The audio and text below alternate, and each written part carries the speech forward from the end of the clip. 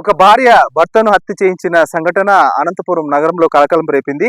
ముఖ్యంగా అక్రమ సంబంధం నేపథ్యంలోనే ఈ హత్య జరిగిందని చెప్పి కూడా పోలీసులు ఈ హత్య జరిగిన 6 గంటల వ్యవధిలోనే నిందితుల్ని కూడా పట్టుకోవడం కూడా జరిగింది. అయితే ఇదంతా అనంతపురం నగరంలో సంచలనం రేకెత్తించిన ఈ హత్యా సంఘటనలో పోలీసులు ఈ ఘటనను సీరియస్ గా తీసుకొని నిందితులను ఇమ్మీడియట్ గా వారిని చేజ్ చేసి వారు ఎక్కడున్నారని కనిపెట్టి వితిన్ 6 గంటల్లో ఆఫ్టర్నూన్ కల్లా 2:30 కల్లా మొత్తం పోలీసులు నిందితుల్ని అరెస్ట్ చేసి ఈ హత్యకు ఉపయోగించిన వస్తువుల్ని అలాగే ఒక ఆటోను కూడా స్వాధీనం చేసుకోవడం జరిగింది. కేవలం 6 గంటల్లోనే పోలీసులు ఈ హత్యా సంఘటనను కూడా ఛేదించడంతో జిల్లా ఎస్పీ కూడా వారిని అభినందించడం కూడా జరిగింది. ముఖ్యంగా అక్రమ సంబంధం నేపథ్యంలో ఈ హత్య జరిగిందని పోలీసులు చెబుతున్నారు. అయితే మనం ఈ మృతుడు ఎవరైతే ఉన్నారో రాజు అనే వ్యక్తి వారి ఇంటి వద్ద ఉన్నాం, వారి కాలనీలో.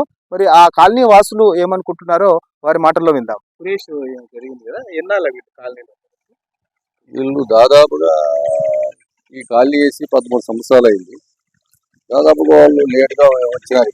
సిండికేట్ నగర్లో కాపురం ఉన్నారు. అక్కడ ఇల్లు అమ్ముకొని పరిస్థితులు బాగలేవడంతో ఇల్లు అమ్ముకొని 7 సంవత్సరాలు దాదాపు 7 సంవత్సరాలు అయితే ఇక్కడ వచ్చి 7 సంవత్సరాల నుంచి వాళ్ళు భార్యాభర్త ఇద్దరు హోటల్ పని చేసుకుంటూ బతుకునేవాళ్ళు. ఈ మధ్య కాలంలో వాళ్ళ కూతురు కూడా చనిపోయింది. చనిపోయిన తర్వాత చిన్న వయసు పాప ఆరోగ్యం బాగాలేక చనిపోయింది. చనిపోయిన తర్వాత వాళ్ళ కుటుంబంలో ఏదో సమస్యలు ఉన్నాయో మనకైతే తెలియదు. ఈ కాలనీలో ఇంతవరకు వాళ్ళు మంచోళ్ళ నిండే వాళ్ళే కానీ నిన్నటి వరకు కానీ అది తేలే వరకు కూడా ఈడ అట్లా జరిగినది అనేది మా ఉద్దేశం ఈ కాలనీ. కానీ ఇంత దురదృష్టమేమో కానీ మా కాలనీకి కూడా ఇది చాలా చెడ్డ పేరు తెచ్చిపెట్టినట్ల.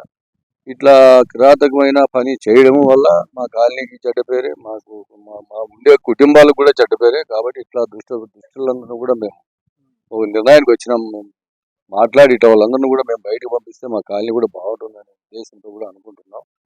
కాబట్టి సురేష్ అనే పిల్లోడు ఓటుల పని చేసుకుంటా ఇంతకుముందు సిండికేట్ నగర్లో ఓట్లు పెట్టిండేవాడు. ఆడేదో జరగకపోతే మళ్ళీ కళ్యాణ రోడ్లో ఓటులు పెట్టి ఓటులు ముగించుకొని వచ్చే సమయంలో రాత్రి పూట ఆ చెట్లలో ఇట్లా దారిలో వచ్చేటప్పుడు అడ్డం పోయి కొట్టి చంపినారనేది మనం నిన్న ప్రెస్ మీట్లో కూడా చూసాం, వార్తల్లో కూడా చూసాము.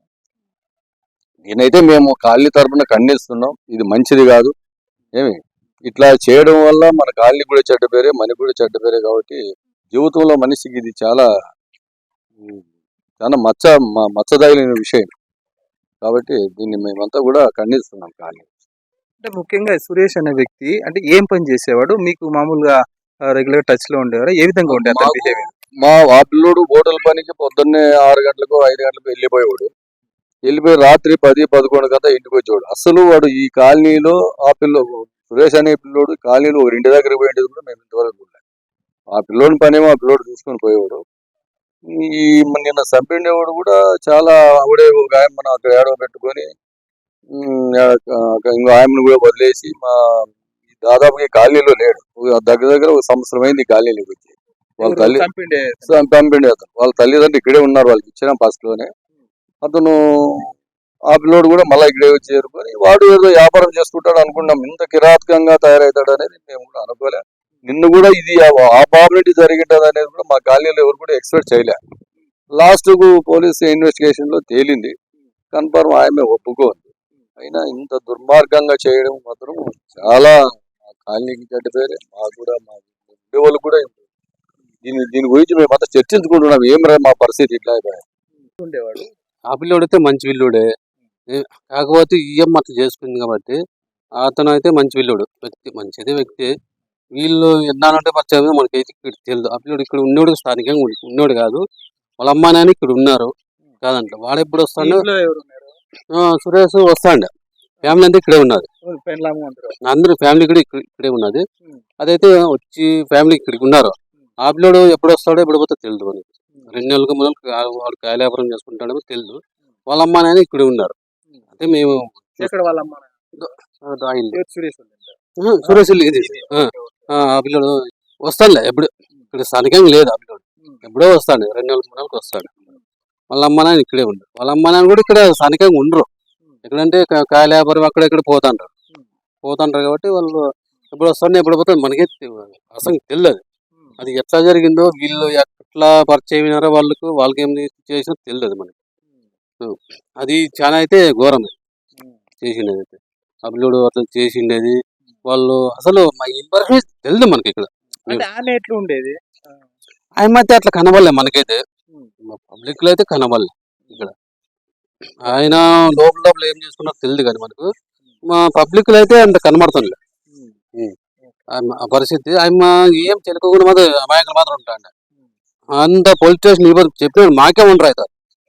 మేము స్థానికంగా ఉండి ఆమె అంతా మేమంతా చేసినదంతా మేమే.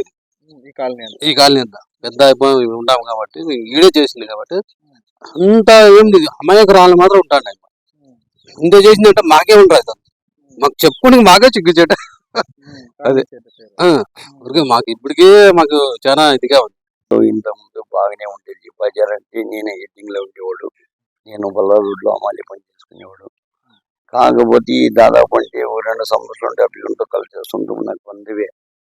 మా బంధువు అయినా కానీ సింకెన్నర్ లో హోటల్ పెట్టుకోండి. మళ్ళా ప్రియదర్శినిలోకి కూడా పనికి పోతుండే పిల్లోడు. మళ్ళీ అది పోకొని ఏమన్నా నాకు ఏంటి గిట్టుబాటు లేదు కదా మామ, హోటల్ పెట్టుకుంటుంటే సర్లేవని అది ఇది చెప్పి హోటల్ పెట్టుకొని బాగా నేను నడుపుకుంటుండేవాడే. ఒకదానికి ఆశించడు, ఒకరిని మాట్లాడు కాదు. చాలా మంచి వ్యక్తి. అంటే మా దాదాపు నాకు వయసు అయితే 64 ఏళ్ళ వయసులో కూడా 58 ఏళ్ళ వయసు ఉన్నా కూడా నాకు ఇంతవరకు ఇటువంటి వాడు మా కులస్తులు నాకు ఎక్కడ కూడా కనపడలేదు. మా కుమ్మరోడు అంటే కూడా మాకు కనపడలేదు కూడా. మాగండి కాలంలో మాకు చాలా మంది మా కులస్తులు ఉన్నాం. కాకపోతే ఇటువంటి వాళ్ళు మాకు ఇక్కడ కనిపించలేదు కూడా నా అనుభవంలో కూడా నాకు. కాకపోతే దీన్ని ఏం చేసుకుంటారు ప్రభుత్వం, దీన్ని ఇంత దారుణంగా మధ్యాహ్నం 11 గంటల్లో వచ్చితే కూడా వాడు ఇంట్లోకి వచ్చి పండుకుంటాడు. అన్యాయంగా మా కాలనీలో కానీ మా పిల్లలు కానీ ఏదో కానీ పట్టించుకునే వాళ్ళు కాదు.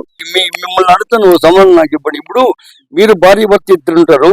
ఒక్కడు భర్త ఒక్కడే హోటల్ మెయింటైన్ చేసుకోగలడా? ఒక దోశ వేసుకునేది కానీ, ఒక ఇడ్లీ కానీ, ఒక పూరి కానీ, ఒకటే కానీ మీరు చేసుకునేంత తొమత్తు మీకుందే. అయినా ఎవరు మంచి తోడు ఉండాలి కదా. మరి ఈ భార్య ఏంటంటే వేరే హోటల్కి పోయి పని చేసుకుంటే ఏంటి, వాడు హోటల్ వాడు సొంతంగా తీసుకునే పద్ధతి ఉంది. కాకపోతే వాడు కొడుకున్నాడు, వాడికి పల్సర్ మంది సంవత్సరమే నమ్మని నాకు తెలుసు. సంవత్సరం కింద పల్సర్ తీసి ఇచ్చినాడు కొడుకు ఎటువంటి ఉన్నాడు అంటే మంచి బలంగా ఉన్నాడు కొడుకు. మరి కొడుకు తల్లి ఇంత దారుణంగా చేసినట్టు కొడుకు ఎంత అసమర్థుడు కల్లా మన మా భార్య ఎటువంటి ఉండాల.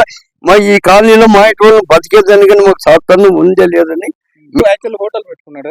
ఆ హోటల్లో ఈమె పని చేయట్లేదా? అప్పుడు సెకండ్ లేకపోతే రాత్రి హోటల్ లేకపోయి వాడిని ముందుకు డబ్బులు ఇచ్చి వచ్చింది లంజేది.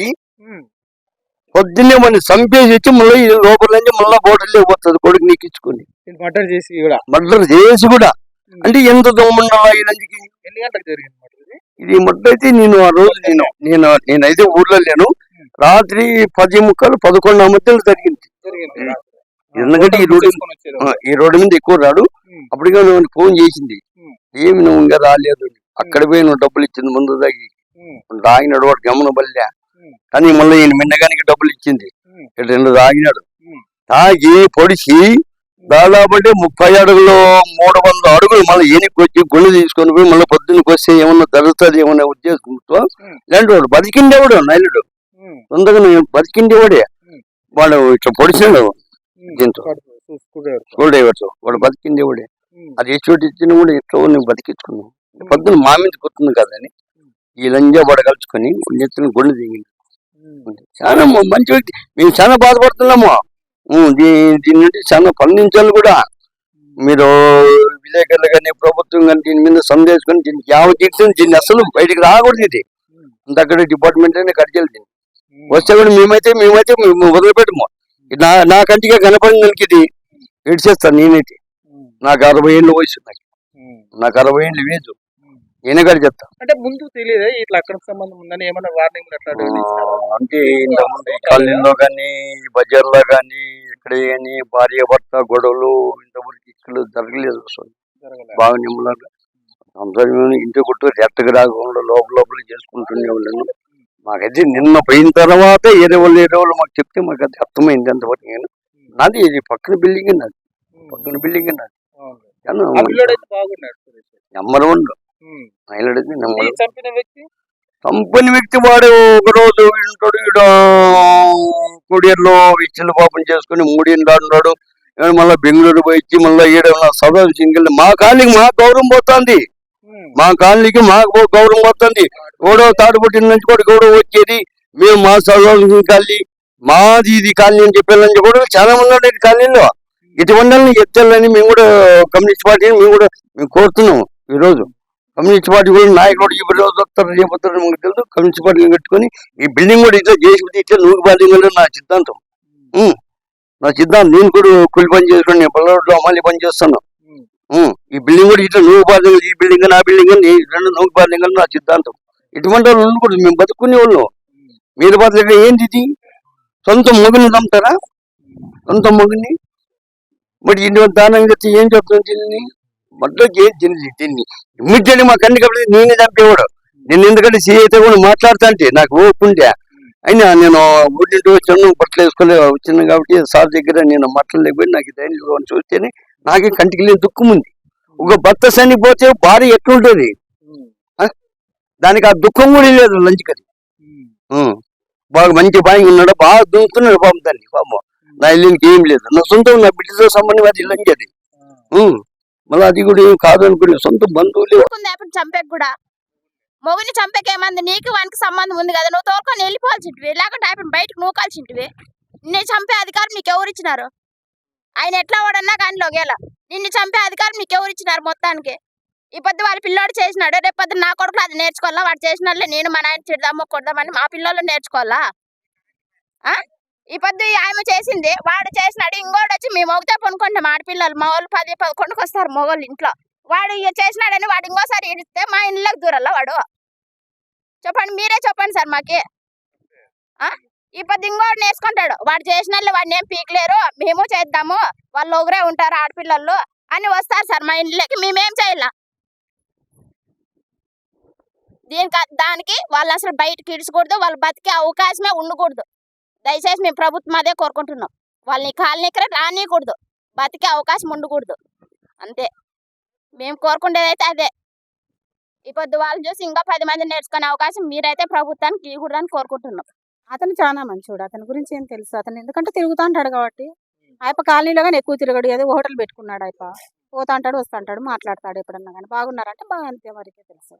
చాలా మంచివాడు అతను, ఎవరితో కొట్లాడిండేది లేదు, ఎవరితో అసలు ఎక్కువ ఇది లేదు. ఇప్పుడు మీ కాలనీలో ఏమైనా పంచాయతీలు ఇట్లాంటివి ఎప్పుడు లేవు ఇల్లీగల్, అసలు అట్లాంటివి ఏంటి లేవు. ఇదే ఫస్ట్ టైం జరిగిండేది ఇల్లీగల్ పని అంటే, ఇదే ఫస్ట్ టైం. అట్లా జరగడానికి ఎవరు అవకాశం లేదు. మా కాలనీలో నాయకులు చాలా రెస్పాన్సిబుల్, మా కాలనీలో వాళ్ళు తీసుకునేది. అట్లాంటి దానిలోకి ఏది ఆస్కారం లేదు. కానీ ఇది ఎట్లా జరిగిందో తెలియదు మనకి. అది ఇంటి పక్కలోనే కాబట్టి ఎవరు పట్టించుకోరు, ఏదో ఇంటి పక్కలోనే కదా మామూలుగా అనుకుంటారు. కానీ ఇంతవరకు వచ్చేంతవరకు ఎవరికి తెలియదు కదా. ఎవరికైనా భయమే కదా, ఇట్లాంటి సంఘటన జరిగితే ఇప్పుడు వాళ్ళకి జరగచ్చు, రేపొద్దున మాకు జరగచ్చు. కానీ వాళ్ళ సమస్య ఏముందో తెలియదు. అట్లాంటి వాడు ఉన్నందువల్ల మాకు కానీ ఇబ్బంది కదా. ఆడవాళ్ళకి లేడీస్ ఇంటి దగ్గర ఉంటారు, ఎవరు ఎట్లా ఏముంటారు అనేది తెలియదు. మంచోళ్ళ చెడ్డోళ్ళు అనేది తెలియదు కదా. అతనికి కఠినంగా శిక్ష ఇస్తే మంచిది. మాకు కానీ ఆమెకు కానీ కఠిన శిక్ష వేయాల్సిండేది, ఆమెకు కానీ వేయాల్సిండేది. ఎందుకంటే ఆ లేడీస్ వల్ల పక్కన వాళ్ళకి కానీ లేడీస్ కానీ ఇబ్బందికరమే. ఎందుకంటే ఆమె సమాజంలో ఎట్లున్నదో తెలియదు. ఆడవాళ్ళు అంటే ప్రతి ఒక్కరు ఆడవాళ్ళ మీదే అంటారు, మొగోడు అంటే మొగోడి మీదే అంటారు. అట్లాంటప్పుడు ఇద్దరికి శిక్ష విధిస్తే ఇద్దరికి ఇది అయిపోతుంది. ఇది అక్రమ సంబంధం నేపథ్యంలో జరిగిన హత్య పట్ల ఇప్పుడు ఇక్కడ సదాశివ కాలనీ వాసులందరూ కూడా ఒక భయాందోళనలు వ్యక్తం చేస్తూ దీన్ని అయితే ఖండిస్తున్నారు. ఎందుకంటే కాలనీలో ఎప్పుడు ఇలాంటి ఘటనలు చోటు చేసుకోలేదు, కానీ ఇది లోపల జరిగింది. కానీ ఒక అమాయకుడైన ఒక మంచి వ్యక్తిని ఈ విధంగా దారుణంగా హత్య చేయడం మాత్రం చాలా దారుణమైన విషయం అని చెప్పి సదాశివ కాలనీ వాసులు అందరూ అంటున్నారు. అయితే ఈ హత్యకు పాల్పడ్డ వ్యక్తులు, ఈ దారుణానికి ఒడిగట్టిన వ్యక్తులను అయితే కఠినంగా శిక్షించాలని చెప్పి వీరు డిమాండ్ చేస్తున్నారు. కెమెరామెన్ నాగరాజ్తో సాయి ప్రసాద్, జీ న్యూస్, అనంతపురం.